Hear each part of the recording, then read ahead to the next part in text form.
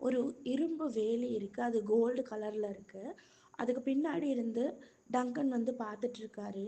அங்க வந்து ஒரு போர் நடந்திருக்கும் போல இருக்கு. பிளாக் ஃபயர் ரெபல்லியனா தான் இருக்கும். அது வந்து ஒரு தனி கதை. அத பார்த்துக்கலாம்.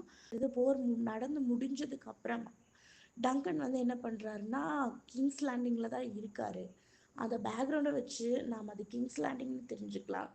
பேட்டில் ஃபீல்டுல வந்துட்டு டங்கன் வந்து என்ன பண்றாருன்னா, ஒரு ஹார்ஸோட கால்ல இருக்கிற அந்த லாடத்த வந்து உடைக்கிற மாதிரி இருக்கு.